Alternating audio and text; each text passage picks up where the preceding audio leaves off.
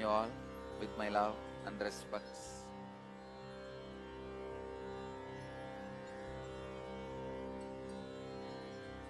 Today, Kal Bhairava will do the Akashic readings on the subject death.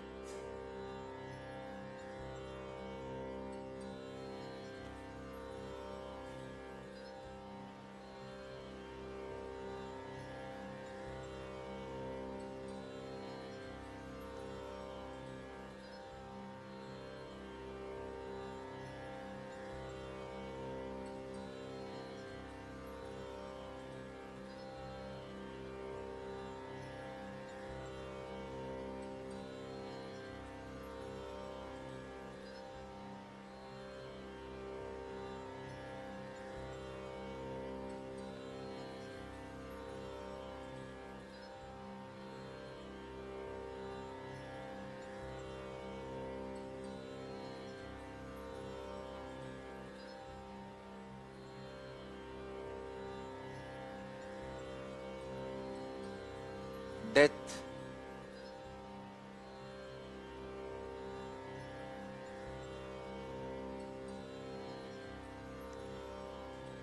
is liberation and celebration. It is a natural conscious digestion process, gift given to every individual soul tormented by the ignorance that they are separated from the whole, constantly reminding them anything which separates them, including the concepts, is impermanent. Anything which makes them feel as departed part of the whole is impermanent. To make every individual soul understand that the concept of your individuality is imagination and impermanent, death is given as a natural boon to the whole universe.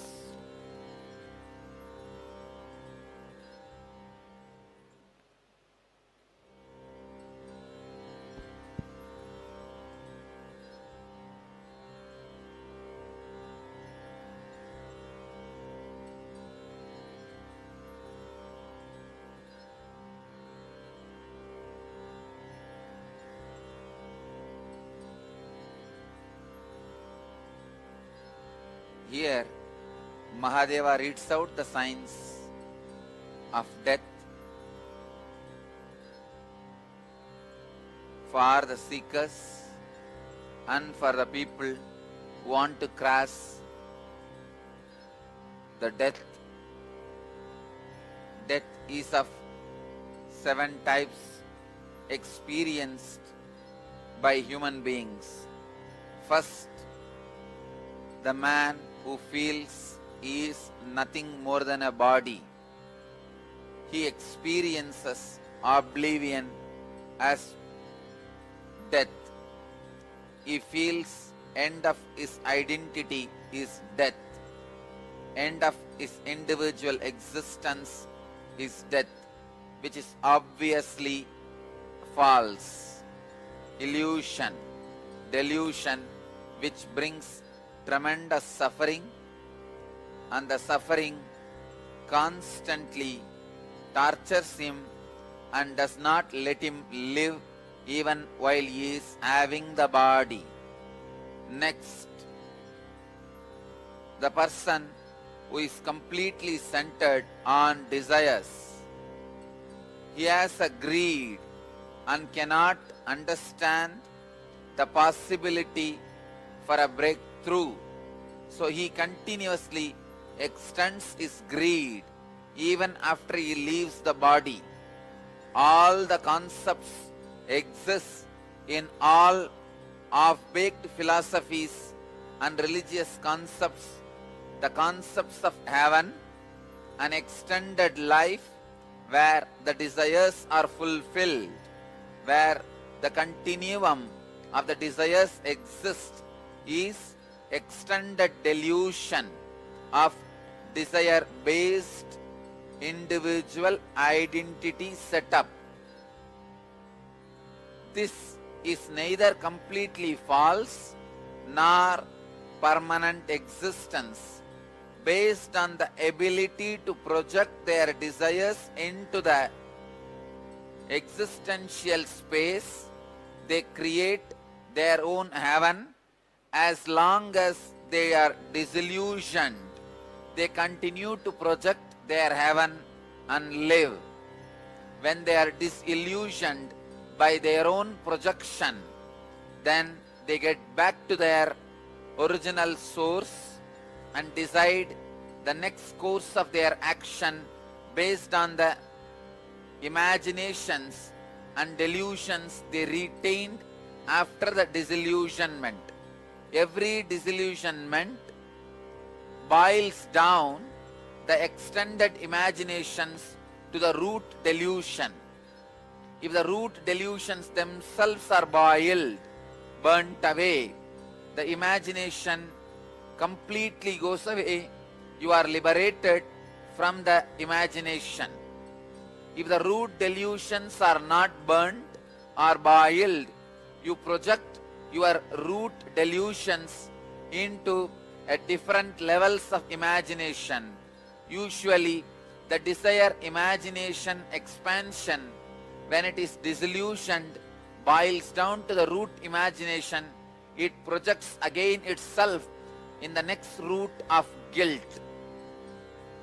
The expansion, the imaginary projection of the guilt is only considered as the lower levels of hell. Again, neither the hell is completely truth, nor the heaven is a completely truth. And same way, neither of them is complete false, nor of them is complete reality. Please understand this great truth Mahadeva repeats for every one of you to grasp insight. The reality you are facing now, what you call as Bhuloga, the very less intense projection of your delusion is Bhuloga, and little higher projection of your extended greed is Swargaloga, the heaven, and guilt is little higher projection of your deluded, disturbed mental setup, patterns of root greed in different direction. The guilt is lower level hells, where you repent for your sins. Sin is nothing but retaining the root patterns of desire even after you are disillusioned by the projections of those same roots. When the fruits and the crops disillusion you, still you hang on, expecting the different root or crops to come out of the same seed, is guilt. Guilt projects into the next level of hell, which is again neither truth nor false. It is again your ability and the intensity to project decides the quality and quantity of the time you need to spend in the hell. Once you are disillusioned, even your sufferings are not real. You enter into the root pattern which goes to the deeper root than the ordinary experience of hell. The deeper root is pain. The ultimate hells you experience In this space, again, your death decides the quality and the quantity of the sufferings you are continuously going to experience. Understand?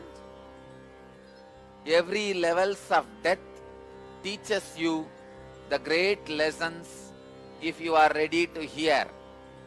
Every life, every year, practically every day, every one of you go through all the 7 deaths.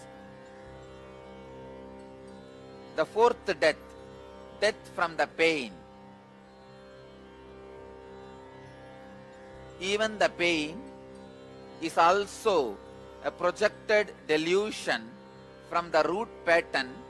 It does not exist and it cannot coexist with the existence of the cosmic soul, as the cosmic soul's presence is felt every day by your individual soul in the deep sleep and the restful awareness.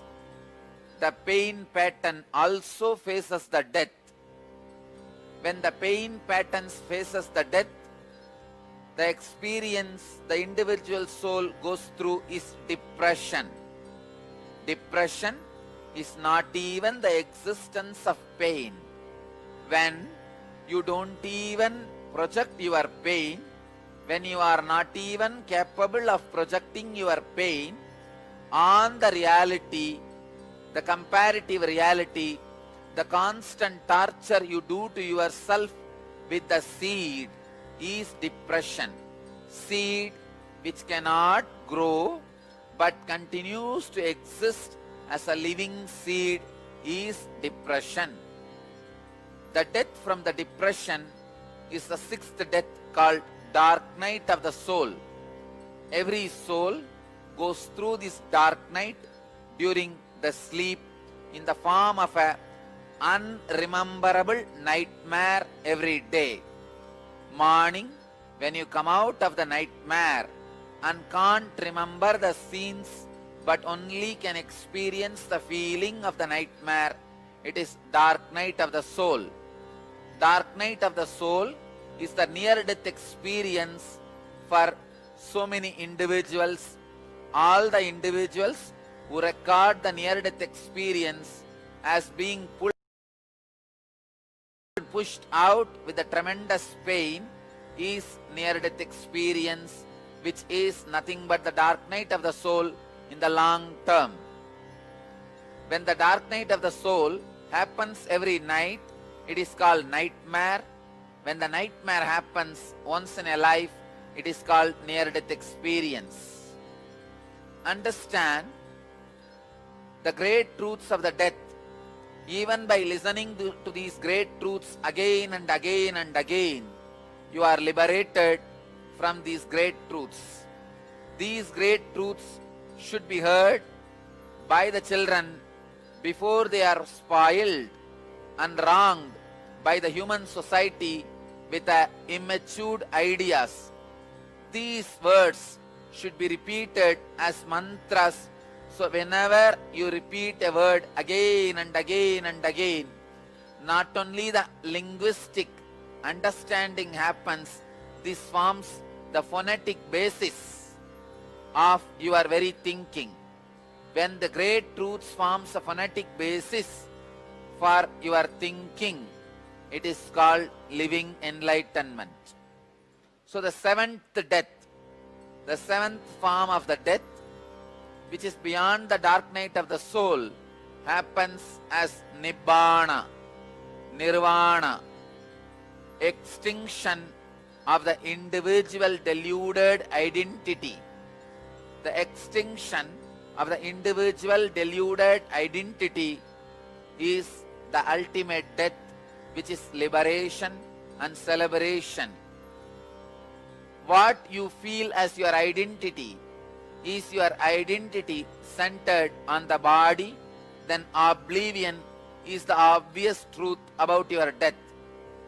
If your individual identity is centered on desire, guilt, pain, resurrection is the obvious truth about your death.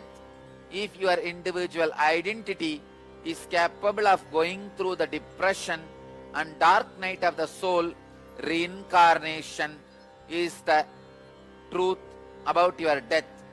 If your individual identity is prepared while in the body itself to go through even the depression and the dark night of the soul, unable to exist without the help of the body and mind, enlightenment, liberation and celebration is the truth of your death. So the death has a 4 different meanings to the 4 different levels of people. If you remember yourself constantly as the body, oblivion is the reality for you.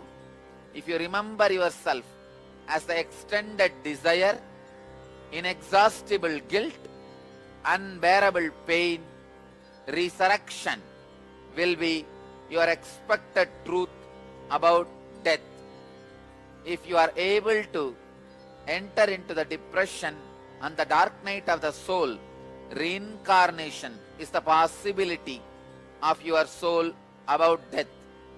If you can stand all these experiences while you are carrying the physical body, unable to stand the ability to be without the physical body and mind through the unclutching enlightenment is the equal word for your death. Enlightenment, when it enters into your system in the form of death, it is liberation and celebration. So death does not happen to all individuals equally. It is based on the standard of the individual. Death happens. Whether oblivion is your truth, resurrection is your truth, or reincarnation is your truth, or enlightenment is your truth, is your decision. It is the individual capability and individual's responsibility. When the quality of life increases day by day, the quality of death also increases. A man who feels connected to the truth of oblivion, naturally, obviously centered just on body, will not have completion, the complete feeling of life. The people who are in the middle level feel connected to the resurrection truth, the resurrection concept. That is why the mass feels very comfortable with the concept of resurrection. Very evolved individual, very few individuals feel the truth of reality of reincarnation. It is only very few enter into the experience of enlightenment.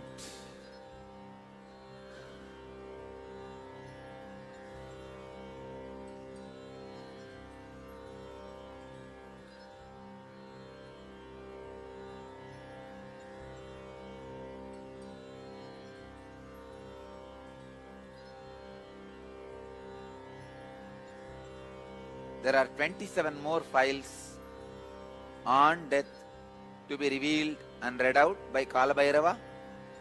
So for next 27 days, Kalabhairava will read out the sacred secrets of death and informations world need to know about death.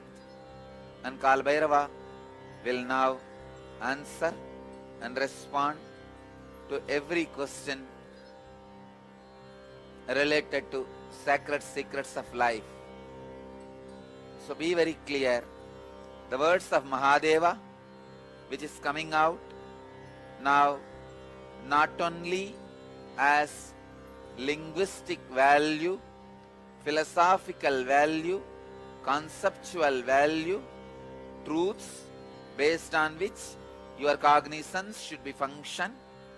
It has phonetic value also, should be repeated like a Vedic mantras, chanted repeatedly, so that constantly your cognizance is centered on these great words, truths, and constantly your mind is based on these great words. Next.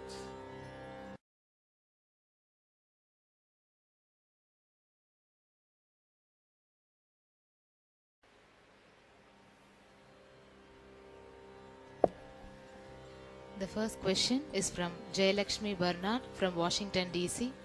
Nityanandam, another birth question for Akashic reading. It seems like with the Samyamas, we are here to transcend the body. Don't eat or drink, don't sleep, don't think about sex, don't be bothered about heat, cold, pleasant or unpleasant, etc. Why take a body if we are here to transcend it? Thank you. Transcending is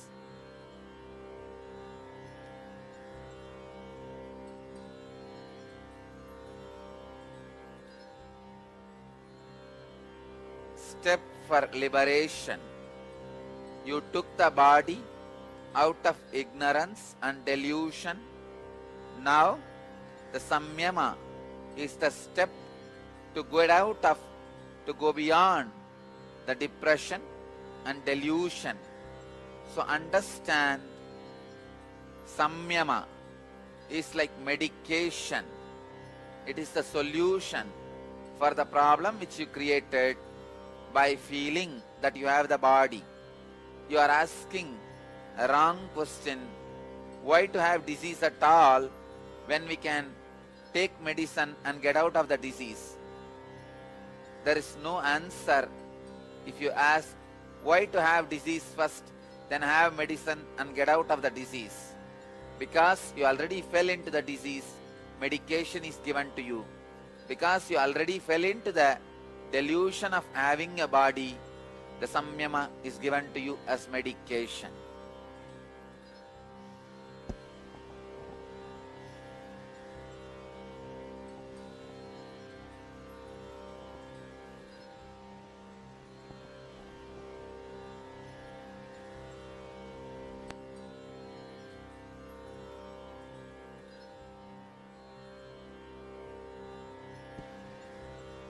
The next question is from Diana Bello from Las Vegas, USA. Nityanandam Swamiji, I have seen thousands of babies come into the world as it was my job in the labor and delivery room. Each baby comes into the world in a different way, some so sweet and peaceful and some so unpeaceful and stressful. I often wondered how their entrance into the world affects the rest of their lives, what they become in life and how they react in life. Birth is the most beautiful miracle of life. Is the birth process going to change in the future, more peaceful? Are the attitudes of doctors going to change towards more peaceful birth? Deepest gratitude. Time, place, way, mood, awareness of your birth directly affects the way you are going to live. So, the future humanity should become conscious for the truth. Birth is the greatest miracle, and possibly the conscious birth centers, the welcoming, mood-filled welcome centers for the human beings should be established. It is unfortunate human beings never understood the importance of the first moment of a being landing on the planet Earth. Let conscious beings receive the beings consciously into the planet Earth. This is the command of Mahadeva.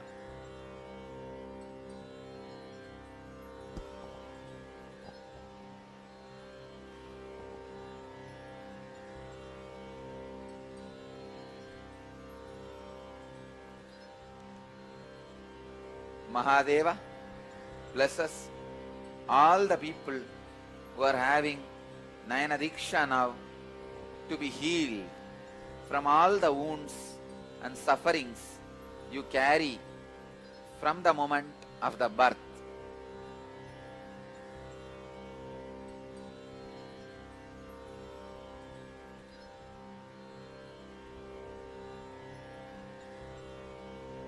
all the wounds and the sufferings,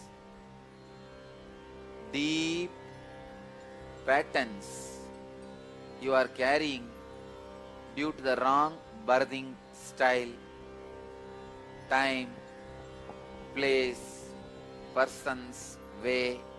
Let all that be completely healed in all of you. Loka samasta sukhino bhavantu. Let your Manipuragas be healed completely. Let the healed Manipuraga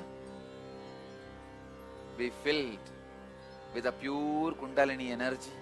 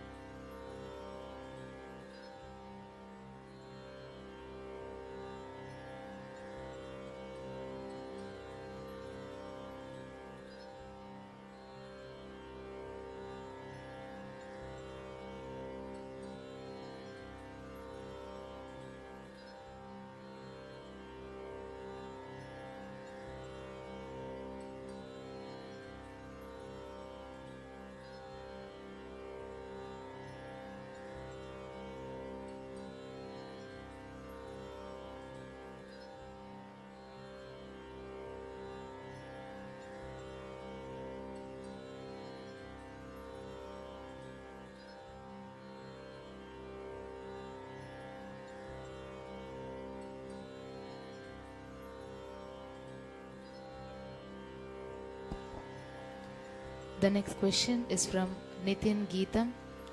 Hari Om Swamiji, how to live a deathless life in this birth? Is it possible? Where is the soul residing in our body? What will be our next birth? Soul does not reside in your body, it only reflects on your body. The place you choose for your soul to reflect decides the level of awareness in which you are going to be living. If you choose Mooladhara as the place for your soul to reflect, you will be centered only on body and the lust and reproduction. You will not find anything else as bigger experience. Human beings choose usually Mooladhara and Swadhisthana as regular place of reflection. Very few peace lovers make Manipuraga as the reflection spot. When you choose Anahata as a reflection spot, you become a devotee. When you feel and decide Vishuddhi as a reflection spot of the cosmic soul into your individual body, you become Shakta, an high achiever with a Shakti. When you choose your Agnya as a reflective place, the place of reflection for your soul, you live with extraordinary powers as a Siddha Purusha, the embodiment of Shiva. When you reflect your cosmic soul into your individual body on Sahasrara, you live as incarnation, embodiment of the cosmic soul, Mahadeva himself. Mahadeva resides and expresses unique, pure, spiritual dimension in your body. So the body is not possessing the soul, soul only reflects on the body. When it decides not to reflect anymore. The body is considered as dead. When Sahasrara becomes the place of reflection, suddenly a new center develops in your system which is responsible for the Sahasrara to relate, cooperate, coordinate with the lower level of existence also. That new center is Anandagandha. So, when you experience the reflection on Anandagandha, you directly receive the incarnation's energy, radiate the incarnation's energy, you became part of the incarnation. As you asked in the question, is the life without death is possible? Is the deathless life is possible? Mahadeva very clearly tells you all it is possible. He gives you the signs, which is most sacred secret, 7 instructions. Do not eat anything other than these 3 items: goat milk, groundnut, aritaki, and continuously be doing ajapa japa. Let your breathing be completely guided by the ajapa japa. You can choose any mantra initiated by your enlightened Guru. Ajapa japa, this 3 foot, and constantly unclutching. Every night getting into the death meditation, death process. Visualize, face all the death. Do not allow any samskara uncompleted. Death process is nothing but completion of all the samskaras. When you do death process every night, completion of all the samskaras happen. Understand every instruction when they are imbibed and practice deathless life is possible. The first instruction: do not eat anything else other than these 3: goat milk, groundnut, haritaki. Second, do ajapa japa. Let your breathing be guided continuously by ajapa japa. Third, every night complete all the samskaras and patterns you built by entering into the death process. Fourth, continuously, whenever you remember, unclutch, unclutch, unclutch. Reduce the time of unawareness and restlessness. Practice the presence of restful awareness. Next, remember these great truths about life and let all the cognizance about life be taken based on this one understanding about life and death. The life and death are not 2 different things. It is just continuous process happening in you as a natural force. Ultimately and finally, remember the realization this body is not away, apart from your cosmic soul. It is also an inclusive part of your eternally existing cosmic soul. These 7 truths can directly make you live deathless life. Deathless life is possible.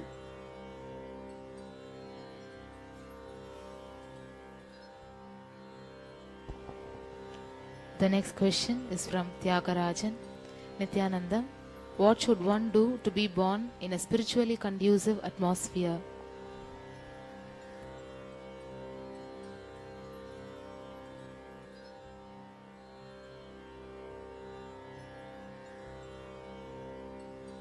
It is in your hands. This moment you can make your life in such a way, rearrange and reorganize your life can be in a place which is spiritually conducive. When you can do, why are you expecting some remote roundabout methods to do it? After some time, the question you are asking is nothing but the outcome of postponing lazy mentality.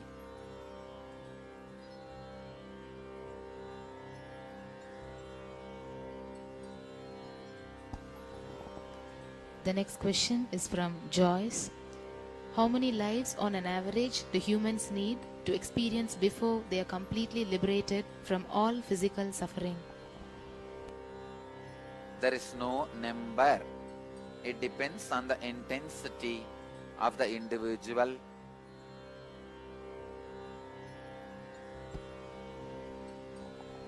The next question is from Ma Manorama from Vancouver.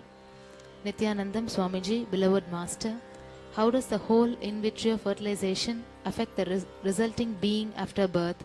Since the conception will happen in a petri dish, will this affect the future person's connection to the infinite or the cosmos? Thank you. No, this does not affect any way the possibility of the individual's infinite connection. This process was being followed for ages in the Vedic civilization. The Kauravas have been given birth only through this process. So, this process no way affects the individual's possibility to achieve enlightenment.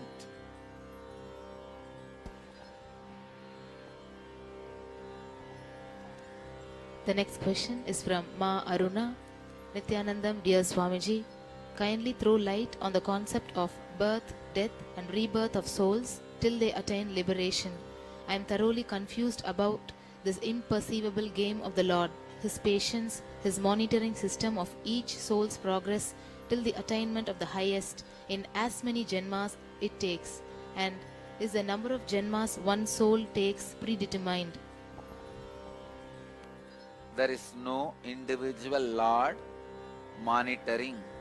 Each independent intelligence has innate tendency and the inspiration to grow from life to death, death to life, life to death, death to life, till it is completely disillusioned with the original delusion. It is separate from the whole. When the disillusionment, it is separate from the whole, itself has disappeared. When the individual soul is disillusioned from this very word, it gets back to its restful awareness. It is not the game played by somebody else and you are pushed into it to play. It is you are playing with yourself, by your individual will. Any moment you can just realize you are the center person of this game. You are the judge of this game. You are the umpire of this game, and get out of the game. Nobody is playing it. You are the umpire. You are the player. You are the audience. You are everything. Wake up to this reality and get out of this game. If you want, continue to play this game if you want in the form of incarnation. The person who got out is Videha Mukta. Person who is continuing to play with the clear intelligence, he himself is enjoying himself, is living enlightened.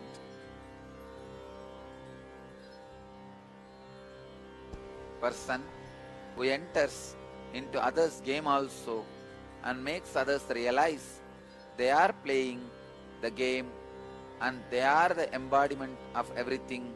They are the audience, umpire, player and everything is incarnation.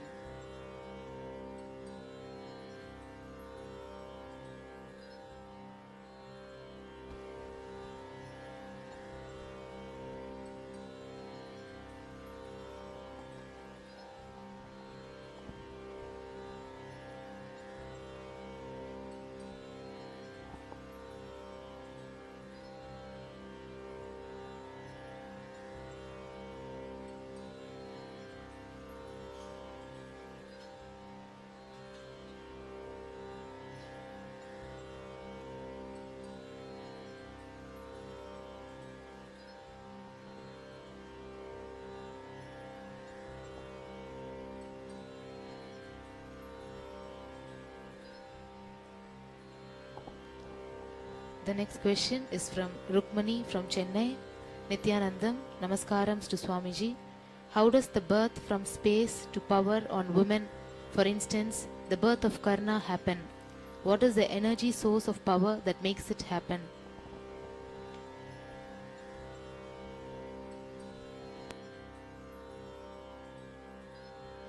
Space is not empty as you think.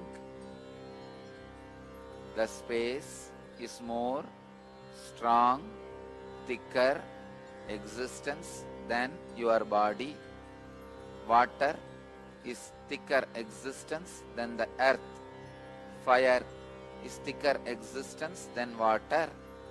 Air is thicker existence than fire. Space is thickest existence than water, fire, earth and air. Thought is more thicker existence than the space itself.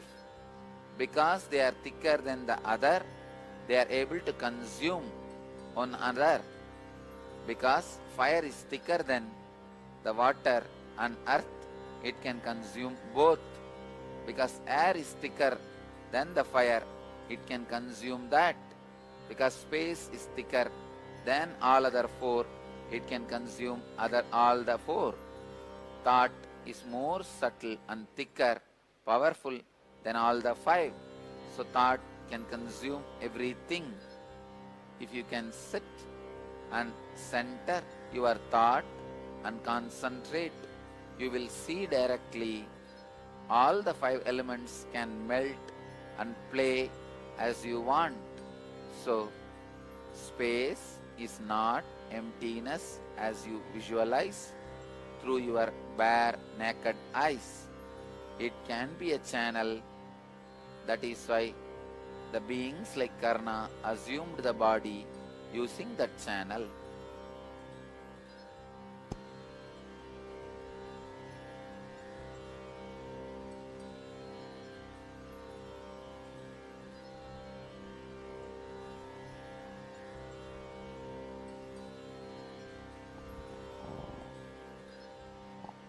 The next question is from Jyoti. Dear Swamiji, it is said that people at one time were not born like how they now do through human parents. Could you please speak on this and whether it can happen again? Thank you.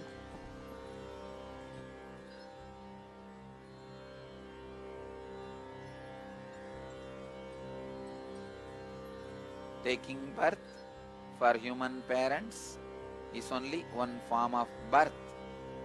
The possibility exists in multiple levels. You can take birth on a stone.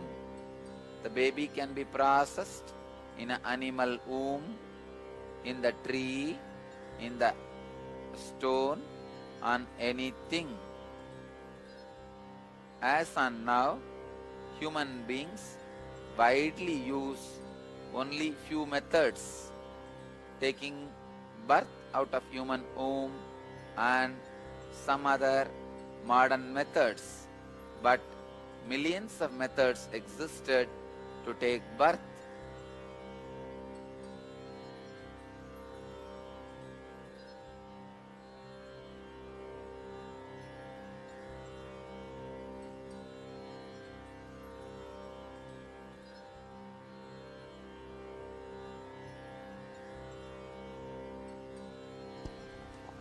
The next question is from Roshan from San Jose. Dear Kala Bhairava, at the time before the part begins to think, it is separate from source. It is same as the source. Then isn't it basically the source separating itself from itself, since the part only comes into existence after separation? The moment the thought raises, part is a part. As a truth, it never separates, and in the normal comparative existence, the part appears first as part only, decides to have the thought of separation, whole does not decide. What decides becomes part. That is why the word part, decides to feel as part, is the right expression in the language in which you understand.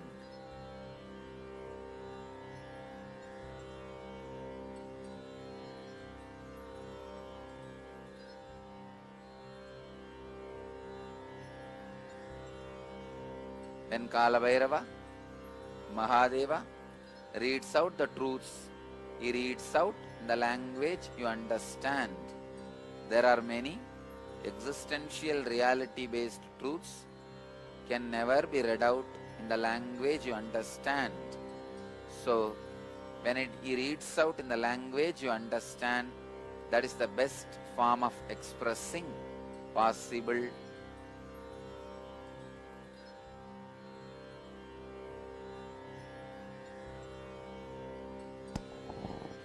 The next question is from Sri Nitya Atma Manishananda. Dear Kalabhairava, only source exists. There is nothing other than source exists. Then what makes the source to become individual consciousness and why? That is what is the birth. I only existed after that event. Prior to this, I was not there. I know it is impossible for anything else, including I, to be other than the source. Then why I, the individual consciousness, is persisting? One source has become individual consciousness. What makes greed, fear, lust, desires to pop up in the individual consciousness? O beloved Mahadeva, please clear these doubts.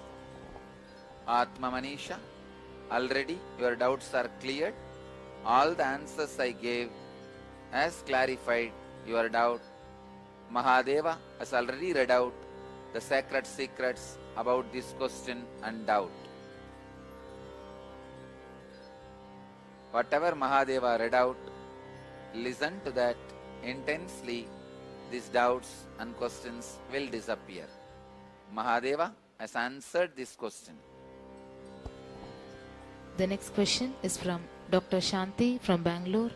Nityanandam, beloved Swamiji, Shashtanga Namaskars at your divine lotus feet. Can you please let us all know why majority women go through so much pain, anxiety and stress during birthing process through these most beautiful, cherishing and fulfilling moments in their life? In few fortunate women who practiced meditation, yoga, power of visualization, listening to music and divine chanting, birthing has been a great joyful experience with minimal pain and stress. Can you please clarify?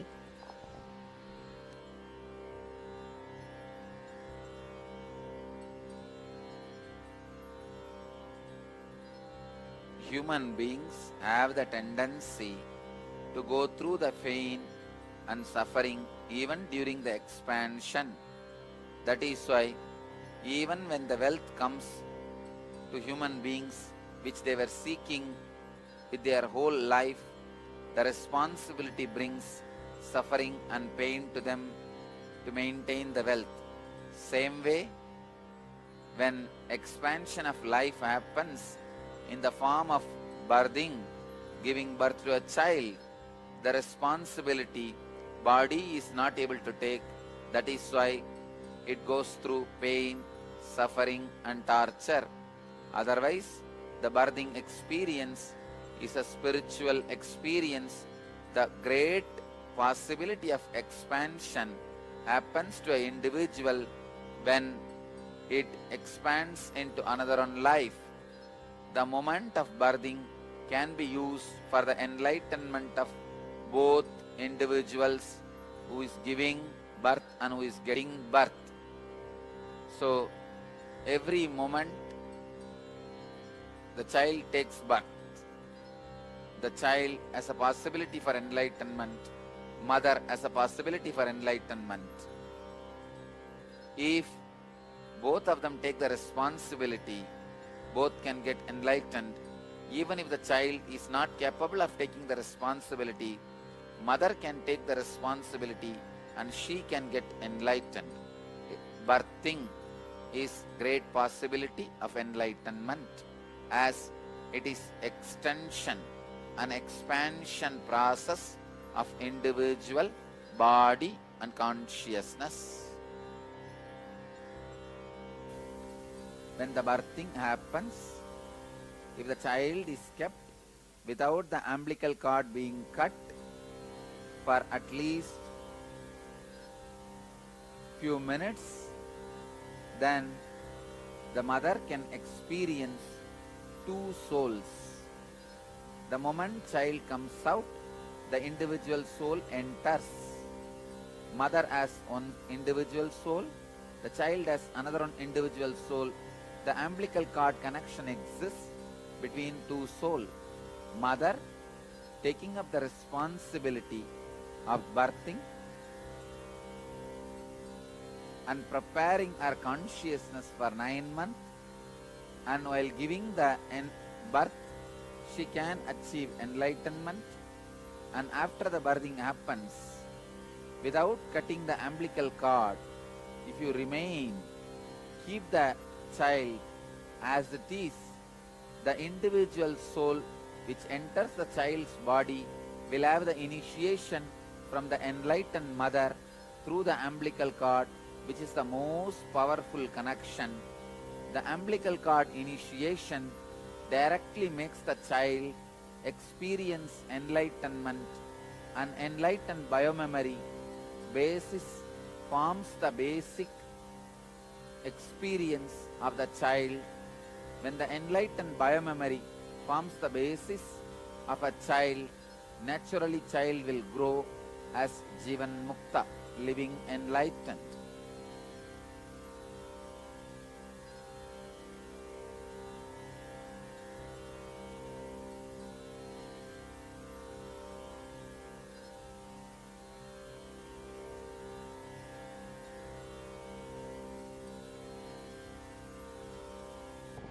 The next question is from Induja and Sindhuja from Chennai. Nityanandam Swamiji, can you please tell us about twins' birth? Why two souls are born together? Is there any specific reason for it? And do the souls have the same purpose in life?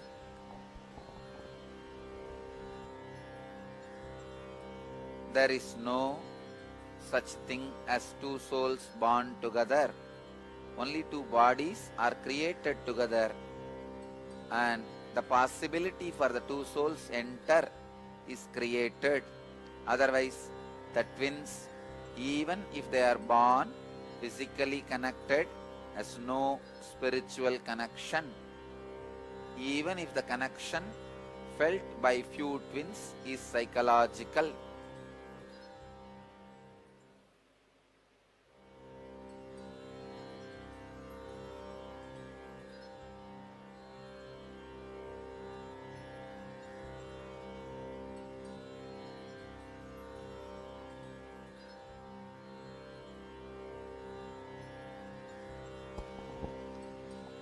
The next question is from Bodhana.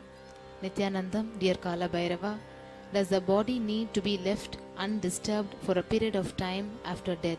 If so, how long? In the Tibetan Book of Death, it sounds as if some souls take a while to move on. If we wish the highest possible evolution for the soul, can body organs and the body be given over immediately to science upon the verdict of brain dead, or should the body be left undisturbed for a period of time? If the body is left undisturbed, the remaining karmas will be transferred to the new body in next 13 days.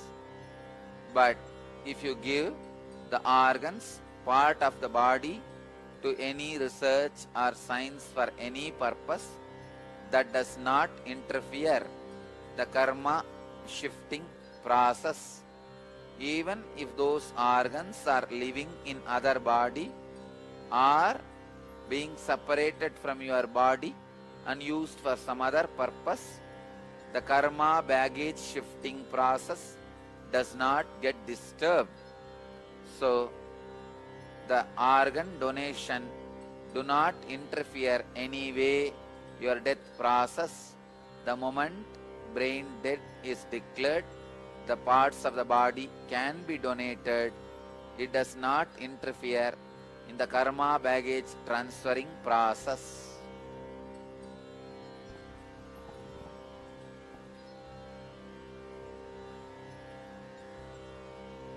when a death happens, the individual reflection takes the next body within 3 kshana. The karma baggage gets transferred in 13 days.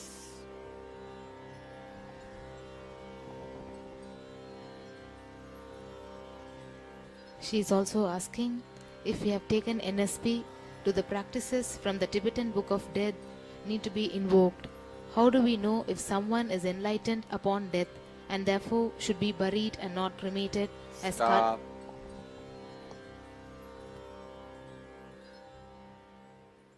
The conscious experience which you receive from the program NSP by Nityananda gives you a complete possibility of innate intelligence which awakens by itself through the experience of death. So what you understand by the Tibetan Book of Dead need not be invoked, as this process in a complete comprehensive conscious way is already inserted, programmed in your system by the conscious experience in the NSP.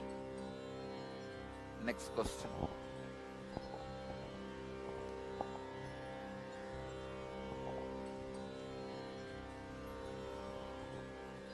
How do we know if someone is enlightened upon death and therefore should be buried and not cremated as Kalabhairava stated on Akashic readings?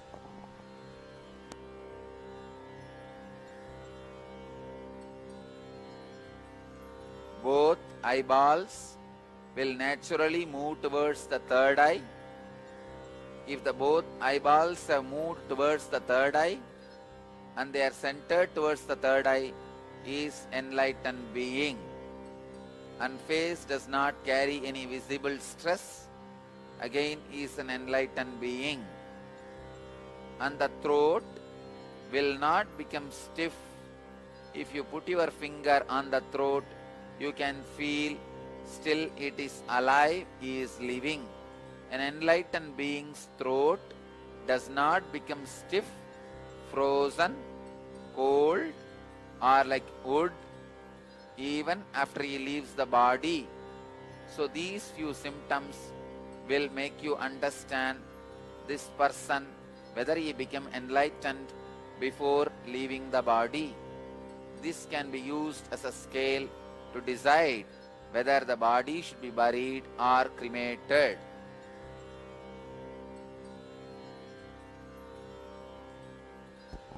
The next question is from Shrikant Gopi. Dear Kalabhairava, how can we grow younger each year? How can we achieve eternity physically and merge with light while in physical body? I'll give you the signs used by Tirunjnana Sambandar and the great saint like Vallalar and Sant Jnaneshwar.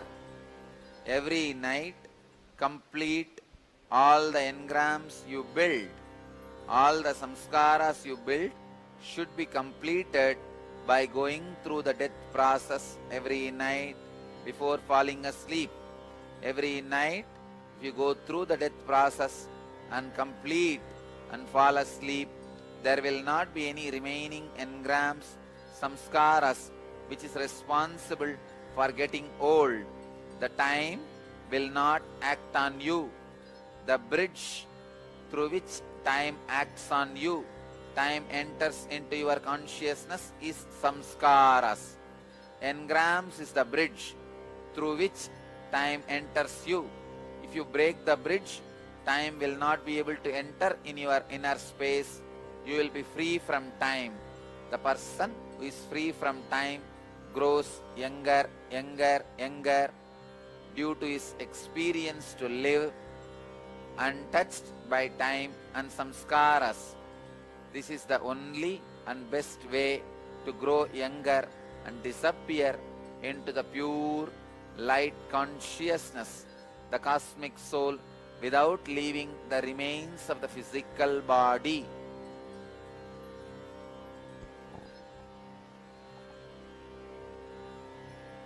He is also asking, Is it possible to achieve this siddhi through the 2012 transition? I would like to transcend death and live for another 200 years. Please advise. It is possible through this technique. You don't even need to worry about this 2012. Do it and have it.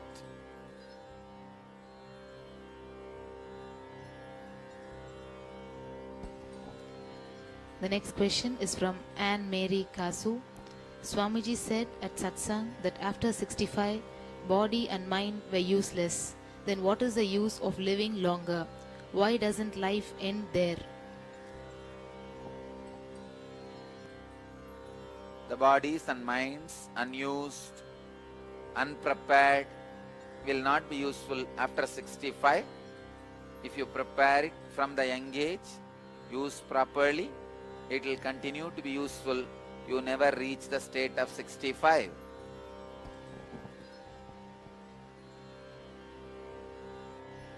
She is also saying, I am over 65 and I feel quite alive and enthusiastic.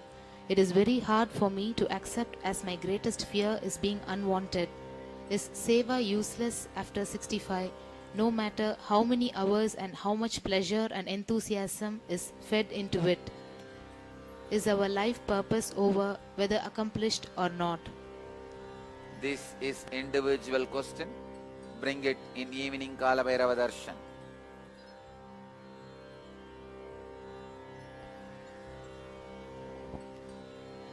The next question is from Vidya Ramasamy from Singapore. Nityanandam, dear Swamiji, what is the role of doctors in disease and death? Doctors are also groping in unconsciousness. So when the unconsciousness is playing with unconsciousness, nobody has a clear role in disease or death. In the process of making a decision on withdrawal of medical care for a child, is it right to say that the child makes conscious decision to get liberated and merge with the cosmic consciousness and therefore attracts that kind of supportive energy from parents and doctors? No. Never. The possible supports available should be withdrawn from any soul. Mahadeva does not approve the compassion killing, mercy killing, or any form of withdrawal of the support. Every individual body should be given all possible support till the end, even though you may perceive this as a suffering, pain or torture. No mercy killing is accepted in cosmic law. All the people who are involved in mercy killing will be treated as murderers by the cosmic law. And the individual soul which was killed by the mercy killing will be treated as a suicide or murder. If the individual gives the consent, he will be treated as a suicide. If he does not give the consent, it will be treated as murder in the cosmic law.